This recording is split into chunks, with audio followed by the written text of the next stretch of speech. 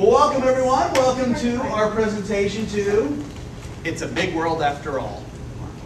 And the purpose of this show is going to be a multicultural view of steampunk.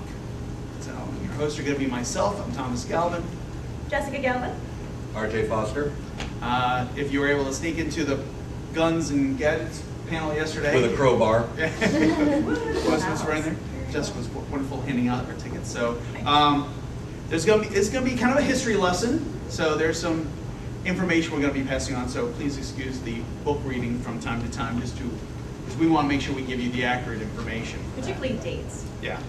So There will be a test at the end. Oh boy. Anyway, so the steampunk era, everyone pretty much agrees that it's to start from the steam engine from 1689 all the way to World War I. That's pretty much what we consider the steampunk era. So everything is fair game in those periods. But of course, most people think of steampunk as coming from this little island. Now we know that if we look at a map, there's more than just the United Kingdom. No. Okay, maybe there is just the United Kingdom. So. No, just kidding. We have a great, big, beautiful world that we can pull from in different references. So to condense our world, we're just going to pretty much focus on the 1860s. It's kind of the heart of it. A lot of things happened during that time. And I'm going to start off with North America. Yay! It's because of where I'm from. No, I'm just kidding. So in North America, we have a lot of things that can offer to us. During that time, in the 1860s, the Singer sewing machine was invented. Yay for steampunks. That's right, and costuming would never be the same. Of course, Abraham Lincoln was the 16th president from 1861 to 1865. And No. Oh, wait, There yes, you a go. vampire hunter as well. Thank That's you. right. Nevada became a state during this time, and it'd be another 80-something years before Area 51 would be part of the culture. The joining of the Central Pacific railroads and Promontory Point, and of course, who can't love Alexander Graham Bell? Thank you, Bell, for making our lives so much better. So That's questionable. questionable. Thank you And for of the course, the electronic most leash. important factor that was going on at that time was, of course, the war between the states, the Civil War, or as the North called it, the War of Southern Aggression. So, but we don't want to focus on the negativity of that war. We actually want to focus on the cool things that happened during that time. In fact, did you know that over 266 patents were filed during the Civil War? That's a lot of patents. A lot of inventions were happening at that time. A lot of them were for, of course, for weapons, breech loading cannons and guns, and revolving pistols were made, and bayonets, major designs of bayonets for how to kill your fellow neighbor. And of course, medical equipment, they were coming up with fly and mosquito repellent machines. Off hadn't been invented yet. And of course, in art, a lot of stuff was being invented in the way of prosthetics, because people were losing limbs every day on the battlefield, so they were coming up with many inventions of those. And I think the one that scares me the most is the stethoscope probe. Don't want to know where they're probing with that stethoscope. Of course, the cool ones would be the submarine and torpedo were also patented at that time. So we're starting to think of 20,000 leagues under the sea. If you ever get a chance to go to Charleston, South Carolina on the weekends only, you can go see that submarine. The H.L. Hunley. It is on display on weekends only, and it is well worth to go see. Now, during this time, for the men, starting in the 1850s, men started wearing the shirts with the high, upstanding turnover collars. Kind of nice like that. Let's see what else we had. We had 4 folded neckties and ascots, and the bowler hats for the upper class. I'm sorry, no, the top hats were for the upper class, bowler hats were for lower class. So, any bowler hats out there? No, not today. Taking it easy. Men started wearing wider neckties, and the sack coats were also coming in. 3-piece suits were very, very popular. Formal dress, the tails and the coats were also coming in, and something also called a Norfolk jacket. So a lot of different things you can go on. But of course, we have a lot of ladies here in the panel today. So we started off with a hoop skirt. Now the hoop skirt was very popular, but didn't last very long because not only was it very fashionable, but of course you also needed about the width of a time machine to get through doors. The fact that nowadays when hoop skirts are recreated, they're made with PVC tubing. Back then it was iron railing. Oh, that's heavy. They were also called the shin killers. Not for the ladies, but for the men who had to court these ladies. As they came gentilly up to you, these iron hoops would crash right into the men. So the men kept their distance actually for a while. And we had the southern styles in the middle, which later on became the bustle. After the hoop skirt faded out, the bustle came into fashion. Now the bustle was very important because it was emphasizing a certain proportion of a woman's anatomy. And it was, yes, it was. They wanted to emphasize those things. So again, that was towards the end. That was more towards the 1870s, 1880s when the bustle came into fashion. So. And now we also go, a lot of inspiration can be taken from the Civil War clothing. A lot of the period clothing for the South in particular. Now the North had all their textiles, they were higher in industry, so there was a lot of conformity within the U.S. uniforms, the blues, for the Union troops. Now for the Civil War, the grays varied from area to area, pretty much because textiles weren't that great in the South. We produced a lot of cotton, but there wasn't much production for the clothing, so the gray levels varied, also cost and the availability of them. Also to note that the epaulets for the generals, for Lee's army, granted, a 4-star general would normally have 4 bars on them. No one in the Confederate Army had 4 bars. They only went highest rank, especially Lee, only wore 3 to signify he was a colonel. Even though he was called General Lee, he had the rank. He did not feel that he deserved the right for ranked general until the South won independence. So something very interesting for that one. Now we're going to move on to our ammunition at the time, weaponry. Oh my goodness. Now at the beginning of the Civil War, muzzle loading rifles. As demonstrated by RJ. Muzzle loading rifles was pretty much the only way to go, you know, because I myself have been a Civil War reenactor. I performed at Gettysburg and a couple other ones in Virginia. You got to rip up, take your powder out of your haversack, rip it off, get gunpowder in your mouth, punch it down, pack it in, put the musket ball in, fire. That was long. So by the end of the Civil War, we had 6-shooter repeating rifles and all the way up to machine guns and Gatling guns. So within a 4-year span, we were really knowing how to kill each other. It was really great. So. And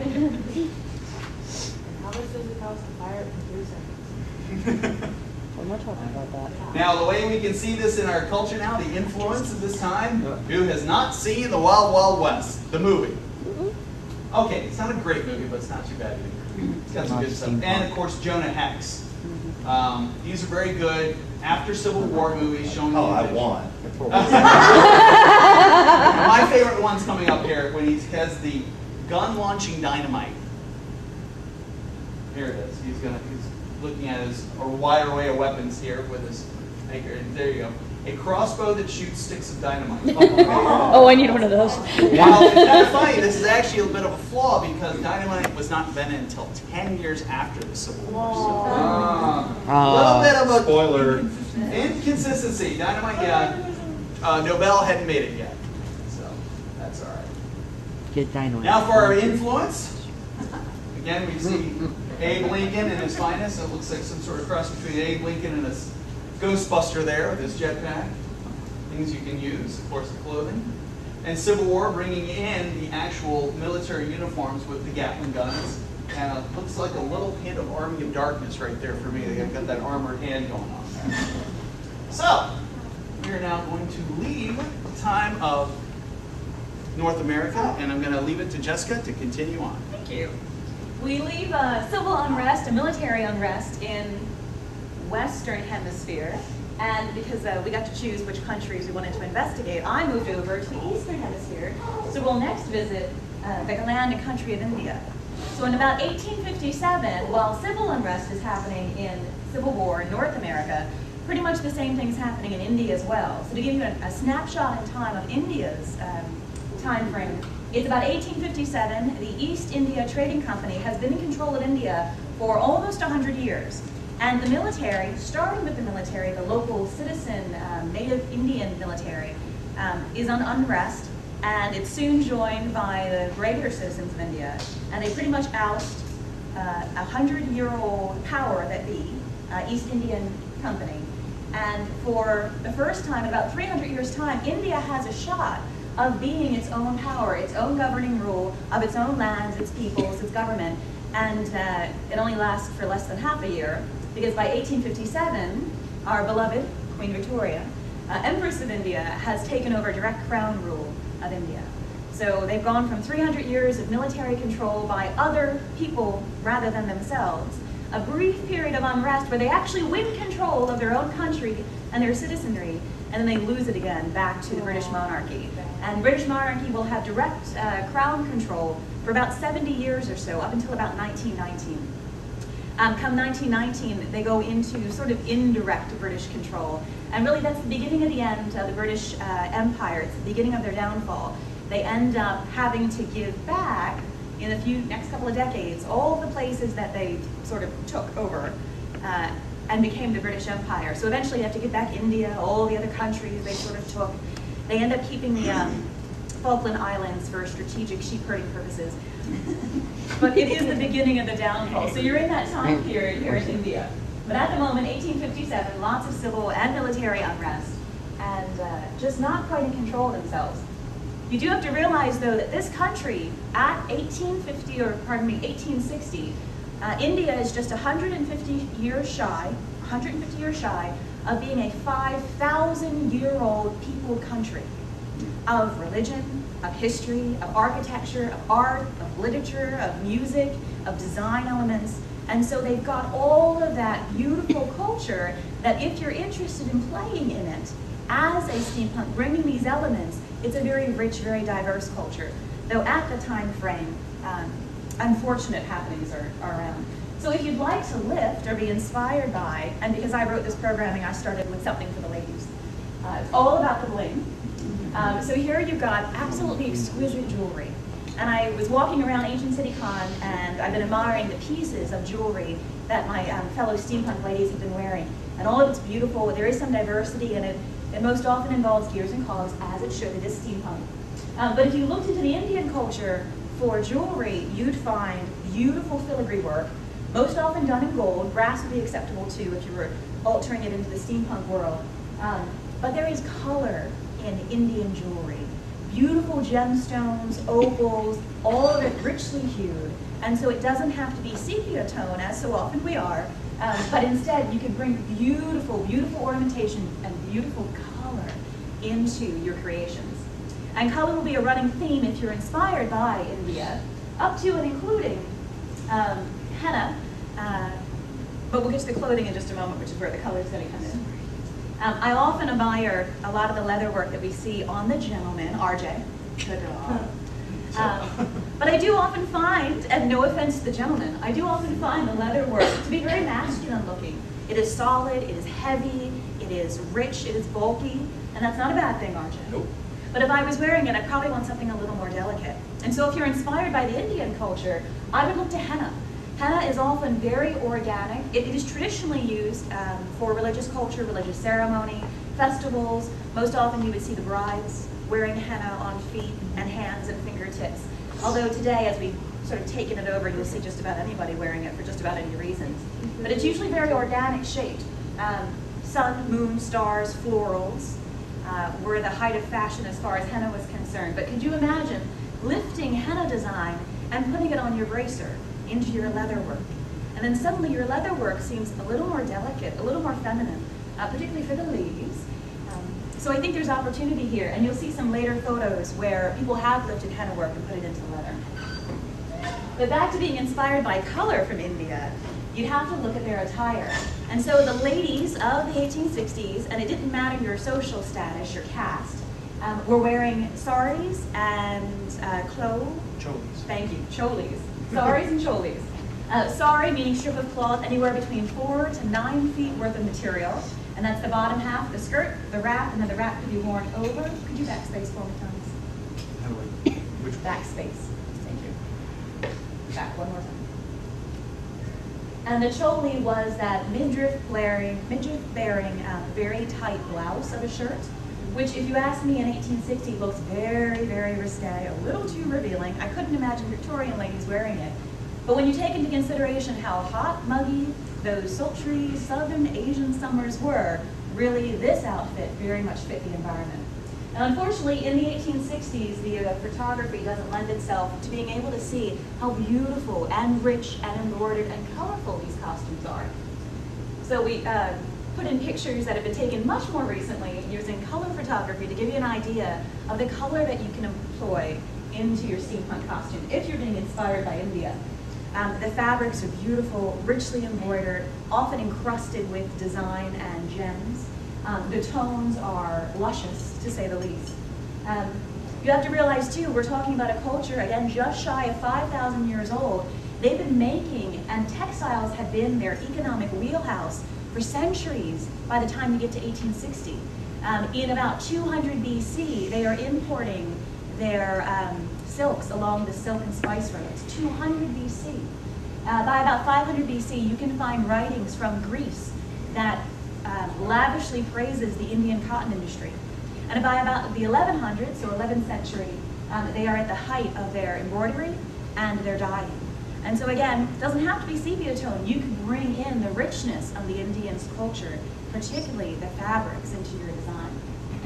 Of course, by the time you get to this point in time of 1860, Indian textile has been their economic driver and ceases to be, because at that point you've got Danish, French, Portuguese, British monarchy being involved, and the textiles sort of take second rung to Western European imports and exports. Unfortunately for the men, again, when you're talking about a culture that's been under military rule, somebody else's military rule, for about 3 centuries, and that's a multitude of generations, you're left with men not having a lot of great flair as far as your outfits are concerned. Much of it is military. If you were a local citizen of India at the time and involved in the military, you might look like this. You'd have a turban, you'd have loose-fitting pants, and of course that had much more to do with your environment than it had to do with looking professional in your military garb. These were the men who, of Indian descent in the militaries, did not often hold high ranking among the military. Those positions were of course reserved for the British nationalists, whoever was in power at the time. And so you can see they're very kind of what you would expect as far as British military look is concerned. They're not even smart enough to wear the turbans and the loose-fitting pants that the locals are wearing. They don't even take their environment into account because, of course, they're structured and fit and have to bring their idealism, their military garb with them. So for the men, I'm afraid I can't give you too much inspiration as far as India is concerned, unless, of course, you're interested in weaponry. So India had some pretty kick-ass weapons as far as 1860s were concerned. Perhaps you've seen this. This is called a push dagger. A lot of cultures have it, but it is believed that the Indian culture inspired the push dagger, and here it's called kata. This picture is actually a modified kata. Kata is usually just the dagger and the handle that holds it. This one somebody's modded. It's got 2 single-shot guns on either side of the kata. Insult to injury. Yeah, there we go. Now it's known as a kapow. I still have no idea how you managed to utilize the push dagger and fire 2 single shotguns at the same time. Really, I think you need more than 1 or 2 hands. But beautiful, beautiful nonetheless. I particularly like this one, and this was actually a weapon that women did wear and could utilize. Difficult to see. This is irumi. It is a 4 to 5 foot long sword, but made, and it can cut and slice and pierce leather, serious damage weapon. But it was so flexible that it could be tightly bound into a coil. And they often wore it as a belt around their waist. And so that was how you carried your irumi, and then could unleash it very, very quickly, which is why ladies could wear it as well. It is not a weapon for the faint of heart. This was not the first weapon you learned to use. This was in fact the last. The speed and the agility needed to use this weapon was immense, and more often than not, if you didn't have the speed and agility, really you were just injuring yourself as opposed to your opponent. They do say that it's got a 4 to 5 foot reach, add 3 foot to your arm, and you can strike an opponent almost 9 to 10 feet away from you with this particular weapon. I like that one best, that's my favorite. Down at the bottom, this probably doesn't need too much of an explanation. It's called a badnak or a wagnak, but also known as like Wolverine claws, right? General idea. It can be worn through the fingers on very Wolverine style, the top of your fist, slashing motion. But it could also have been worn threaded the other way, so that it was in your palm, a hidden weapon, and then raking across your opponent instead. Here. The top short sword or saber, called a tawa, standard kind of looking, except when it came to the sheath of the sword. So if you're looking for beautiful ornamentation as well as a functional side weapon, that would have been made, the sheath itself, filigree, silver, gold, encrusted with gems. So again, detail and color into your steampunk opportunities. Hit the wrong one. And the last one I've got is called gada. It's a mace. This one is highly ornamental, made of brass, but the brass was on top of or surrounding like a ball of iron. So again, deadly weapon, but you could make it look beautiful as well. I don't imply that you're going to be using this as a deadly weapon anytime soon, so do make it beautiful. You have lots of opportunities. I've seen lots of brass. In fact, there's some on the Calford steampunk table, and the brass is beautifully etched, beautifully designed. I've seen it in thrift stores. I've seen it in antique stores, consignment shops. Platters, sipping, like kind of sherry glasses, sipping glasses, boxes that open and hinge with lids, beautifully etched, beautifully inlaid. That is of India design. And so imagine taking those pieces and turning it into absolutely anything. And then you're bringing the culture into your steampunk. Beautiful, especially when it comes to forearm cuffs or wrist cuffs, whether it's filigree brass or it's etched, all of that's an India design. Of course, jewelry is the easy one to be inspired by because it was such a beautiful piece. Examples of henna brought into leatherworking. So whether it's pouches, boots, or bracers for that little more delicate look for the ladies. And then as far as cosplay is concerned, this is already out there in the steampunk world. So perhaps your character is a citizen of India and wears the sari, wears the choli, thank you, wears the choli, and then puts the steampunk overlay over top of it. Or perhaps your character is an adventuress or an adventurer, an explorer, and your airship just happens to make a landing in India, picks up pieces of the culture, the art, the design, puts it over your standard British Victorian apparel, and then steampunk that to death as well. But if you go the India style, I promise you'll be brightly hued and very detailed and noticeable, perhaps standing out amongst your steampunk compatriots in sepia tone. It's Turkish. Turkish? The Turkish code was around yesterday. Yep. Atari and what you do with salwar. Yeah. And then the steampunk, that fine color there. Yeah, so Turkey, And more Moroccan. coverage if you're an older lady and you don't want to show your Oh, I love it. I love it. She said more coverage. Although Yeah. if you're wearing But see, sari and chloe, Yeah. choli, not as much coverage. But you can, there are ways to wear a sari that covers your That back. covers things up. Absolutely correct. So we leave one colorful country in the Eastern Hemisphere and head to another. We're actually going to be now heading to the Middle Kingdom, and I'm not talking Lord of the Rings. Napoleon referred to this as the sleeping giant, which is we're going to China. Feels like Kung Fu. We'll get the big, tall, white guy to talk about China. By Jen There you Kane go. go. Wow. Cultural imperialism. There it is, and it's entirely. During the time of the 1860s, I'm going to read a little bit here so that way we get the information correctly to you. The country was under the rule of the emperor from 1862 to 1873. The Second Opium War was starting to come to an end.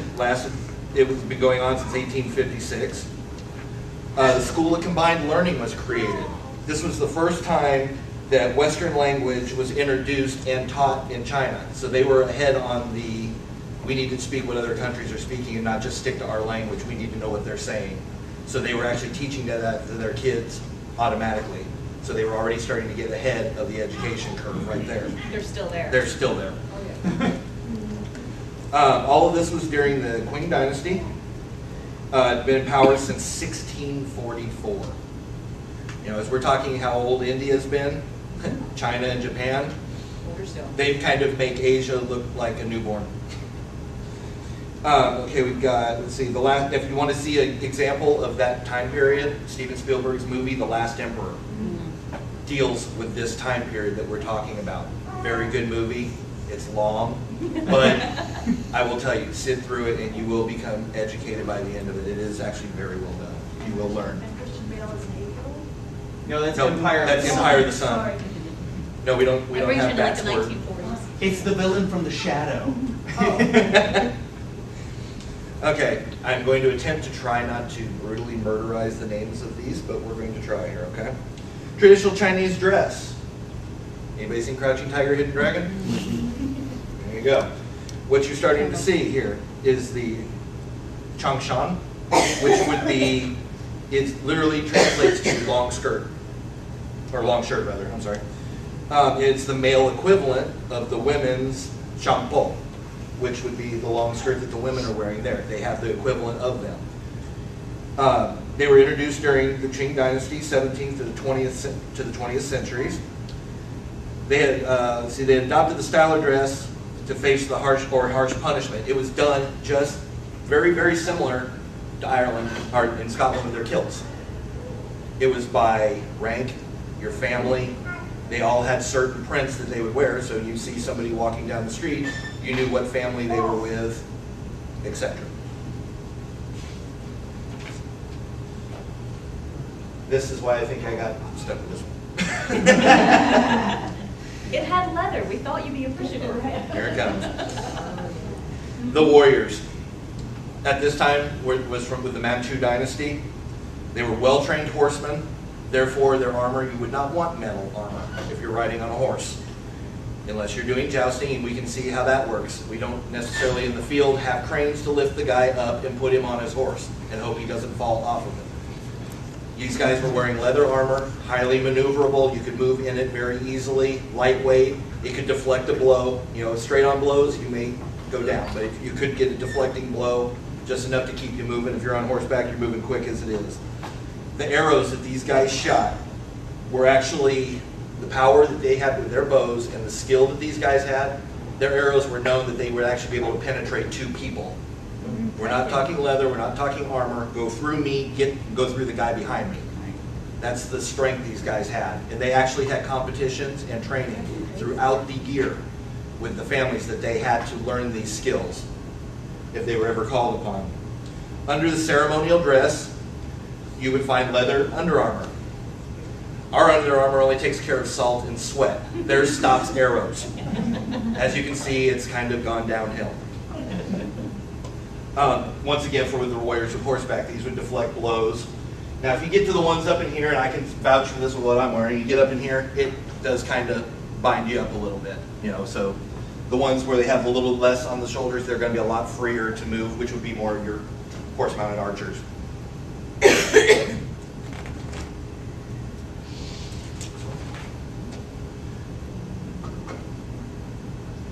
How about these nasty ones? The classic Chinese weapons, the hook sword, or called the twin hooks, could be moved around. They could be used numerous weapon punch points. If you're depending upon where you're holding, you've got straight daggers, you've got hooks that you can slash with.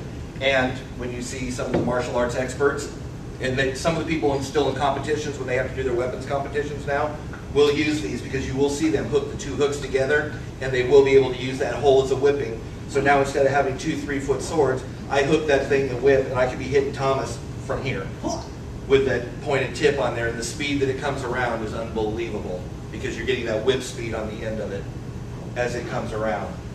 The crossbow. Everybody, of course, we're using horsepower and moving around. That works. What happens if you have foot infantry? Nice to give them a little bit of a punch rather than having to have them go with swords and walk into these guys. Now they're starting to reach out with some distance and go after people.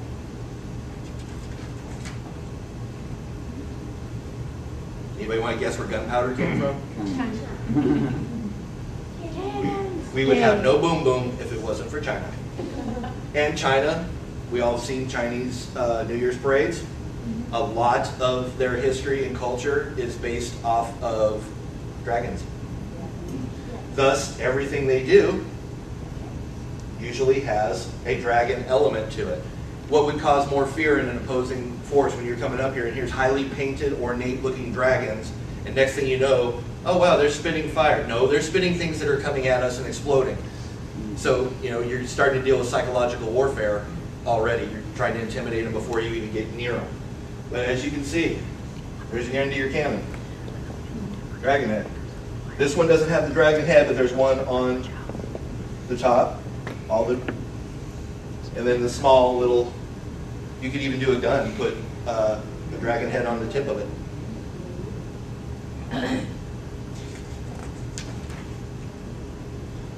You think your airships are cool? Yeah. We got you. Air dragon boat. Concepts that they could be doing. Once you said, now we're going to drift into doing steampunk using these elements. Okay, you have your airships from England. We're going to up the ante. As you can see, they basically took a temple and built it into the. Now these are examples of steampunk that's being done now, starting to mix the cultures. I'll list off a TV show, not totally steampunk, but you get the idea of that crisscross mash, Firefly. Oh, yeah. Woo! There you go. It's being done one way, but there are constant little elements. If you look everywhere, look on the ship. Here's the directions done in English, and right next to it, it's in Chinese. Right next to it. They're combining and mashing. We can do the same thing here. As you can see, the one thing that I would do, this girl's gun looks great. Kind of looks like a grease gun, actually. I think that's what she made it out of. Got a little squeeze point for doing grease. What's she missing off the end of it? Dragon. Bingo. Put a big dragon on the end of that thing. Now you're going to get some serious attention. Or, here we go mixing the gas masks.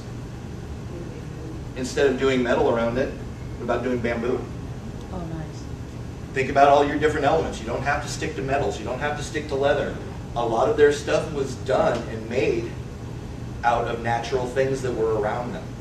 And bamboo hurts if you've ever been hit with a piece of it. It hurts. Now here we go. Go with our Asian influence. Take the Asian arms, cut them out. They've added leather straps to give that little bit. It gives the same, it lays the same, but it gives that little bit of a steampunk look to it now because you've got the leather. And she did the same thing down here and cut down, added leather straps to it, just to give it a different look to it. Over here, once again, you just added the Asian style weaved hat. Weaponry, we talked about the crossbows. They're starting to carry those. As you can see, everything can be done, more of a military look, but as you can see as it comes across, just by materials that you choose, or the cut. Like instead of doing instead of doing a blouse like this, ever thought about doing one with the mandarin cut? Where it's more of the pencil cut that has the low cut neck and comes across. Think about that possibility. And think about doing that same thing, but instead of doing it in a straight color, go to Joann's, look around. You'll find the Asian prints. Do those. Or do your corset in an Asian print. You're bringing those little elements in. What we were just saying here. There's a corset that's done doing the bright pinks. China has the very bright colors, just like India. Their textiles have been around forever also. Middle one, she's using more of the long coat, not suggested in Florida. Unless you can find a way to put a fan in there. Yeah. It can be done. It can always Bustle be fan. done. Bustle fan, there it is. Write it down, you heard it here first. And it has a spot where you can do it and you can make it bigger or smaller. Wow. We'll call it the Jenny Craig fan. As you can see, that here's a guy, he's doing more, would be more of a soldier, but he's added the Asian elements into it. All right, what we got here? As we can see here, she's taken a lot of the Asian elements, added in most of us usually have a belt that has 8 tons of stuff hanging off of it. You can add that into it, but this one here would be predominantly Chinese with just a little bit of steampunk, to where you can also go the other route, like the guys on the last slide, where they're doing more steampunk and adding little bits of Chinese element. You can go either way. There's no right, there's no wrong. There's just, do you like what you made? Yep, that's what matters the most.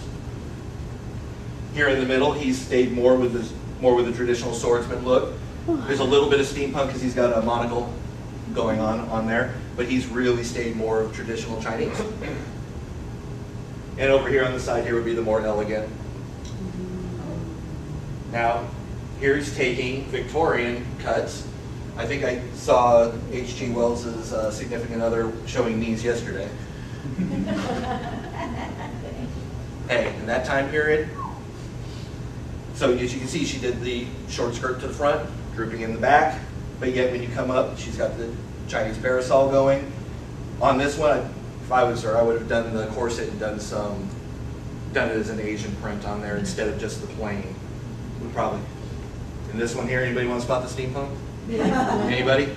Right on the face. And you want, and if you really dig those goggles, $7.99 Harbor Freight. Can of spray paint, you're all over it. And that will take care of China.